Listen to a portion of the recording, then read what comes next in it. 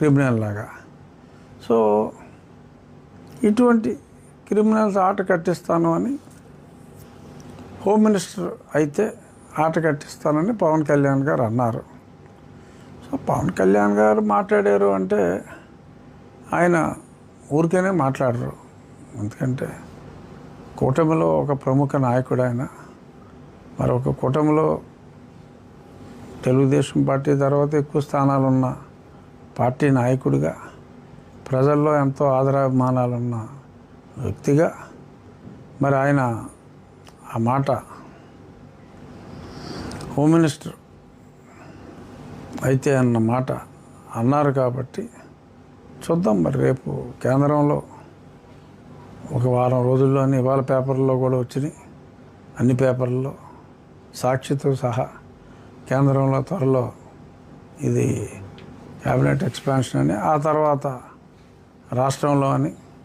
ఏమో పవన్ కళ్యాణ్ గారు home minister అయితే, ఎందుకంటే నా నాలుక ఆయనకే కానుగ్గా భయపెట్టే విధంగా ఇస్తానన్నారు కాబట్టి పవన్ కళ్యాణ్ గారు హోమ్ మినిస్టర్ అయ్యాక నేను ఖచ్చితంగా కంప్లైంట్ ఇద్దాం అనుకుంటున్నాను. చూద్దాం.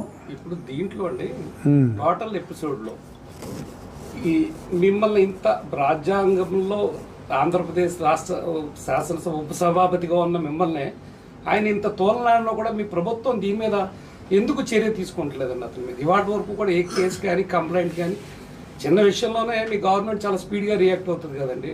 నిన్నంత బహిరంగంగా ఆయన మిమ్మల్ని నాలుగు కోస్తానని చెప్పి అన్నా కూడా మీ ప్రభుత్వం దీంట్లో ఎందుకు చర్య తీసుకుంటలేదు? అంటే చర్య తీసుకోవటం అంటే కంప్లైంట్ ఇవ్వాలి కదా. అంటే అసలు అతను ఓట్ని మీరు కంప్లైంట్ ఇవ్వకుండానే తీసుకోవచ్చు కదండి. అంటే సువోమోటో కూడా తీసుకోవచ్చు. సువోమోటో ఖచ్చితంగా తీసుకోవచ్చు. కాకపోతే అక్కడ అన్నది ఎవరిని? నన్ను, పవన్ కళ్యాణ్ గారు. అంటే హోమ్ మినిస్టర్ని కానీ లేదా ముఖ్యమంత్రిని కానీ ఇంకో మినిస్టర్ కానీ ఏమనలేదుగా. కాదు సార్, నిన్న జరిగిన టోటల్ ఎపిసోడ్లో ఒక్క చంద్రబాబు నాయుడు గారు, లోకేష్ గారు తెలుగుదేశం మినహాయిస్తే పవన్ కళ్యాణ్ గారిని కానీ జగన్ గారిని కానీ జగన్ కూడా ఆయన నిన్న తోలనాడారండి. ఏమని? అది ఈ అతను ఎందుకు ఓట్లు వేశారనే సందర్భాన్ని కూడా అతను ప్రస్తావించాడు. అతను కూడా మోసం చేశారు. ఒక ఇక్కడ టోటల్ ఎపిసోడ్ లో ఒక చంద్రబాబు నాయుడు గారిని, లోకేష్ గారిని, తెలుగుదేశం పార్టీ మినహా జనసేనని, మిమ్మల్ని, మిగిలిన జగన్ గారిని, ముగ్గురిని కూడా ఆయన అక్కడ మాట్లాడారు. అంటే ఒప్పందం ఏమైనా ఉందంటారా? కాదు కదా. అంటే ఇప్పుడు లిల్లీ మాట్లాడిన సిల్లీ మాటలన్నీ ఆ సాక్షి వేస్తున్నారు కదా. అంటే ఇది నిన్న ఓపెన్ గా ఆయన సోషల్ మీడియాలో కూడా వచ్చింది కదా సార్ దాని మీద. అంటే మరి దీని మీద మరి లోపాయి గారు ఒప్పందం ఏమైనా తెలుగుదేశానికి జడా శ్రావణ్ కుమార్ గారికి జరిగిందంటారా?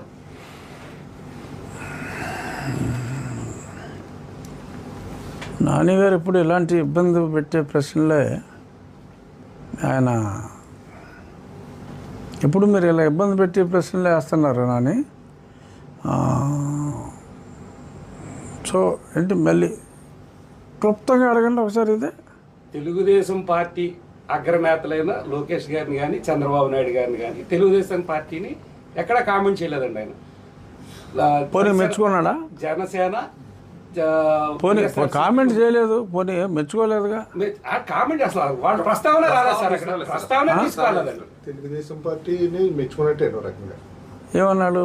తెలుగుదేశం పార్టీ చూసి రాళ్ళని చూసి నేర్చుకోవాలి అని పార్టీ పెట్టిన కానీ పొగుడతారు.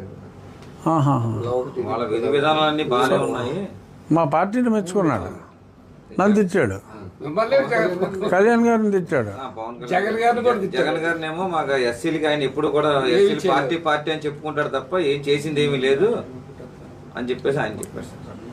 ఓహో. అంటే ఈ టోటల్ ఎపిసోడ్లో తెలుగుదేశం పార్టీ జడా శ్రవణ్ కుమార్కి మధ్య ఏమన్నా ఆంతరంగిక చర్చ కానీ ఆంతరంగిక ఈ జరిగినాయి అంటారండి? ఒప్పందాలు ఏమన్నా జరిగినాయి అంటారా? జరుగుంటాయా అని అడుగుతున్నాను అని మీరు అడుగుతున్నారు.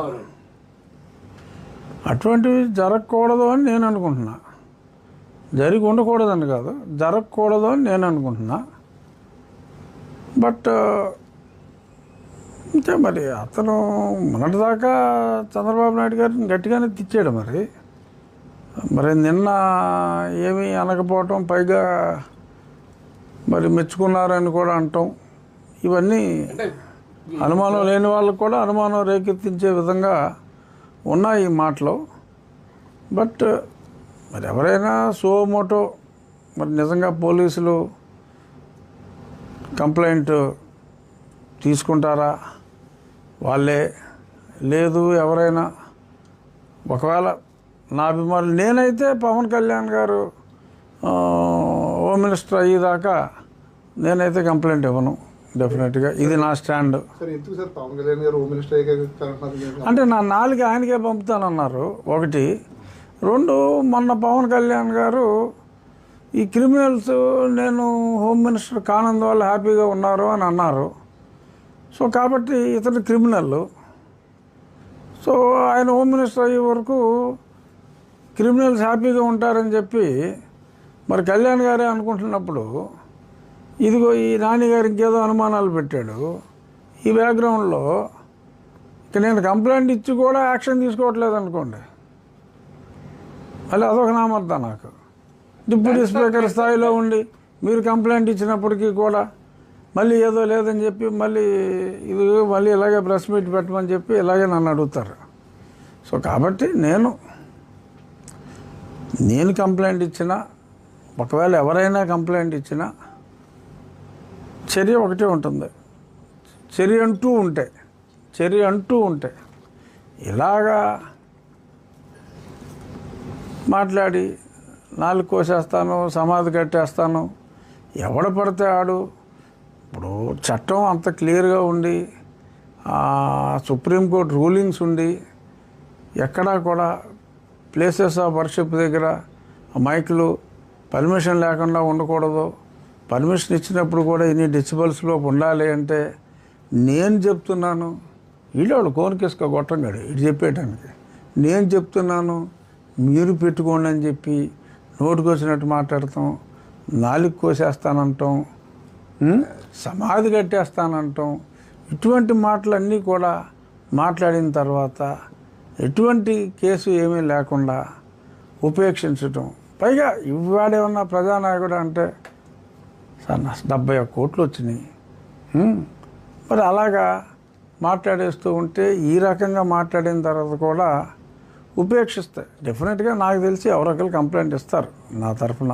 నన్ను అభిమానించే వాళ్ళు, అతన్ని అభిమానించే క్రైస్తవులు అందరూ అతన్నే అభిమానిస్తున్నారని చెప్పి అతను ఒక అపోహలో ఉంటే ఖచ్చితంగా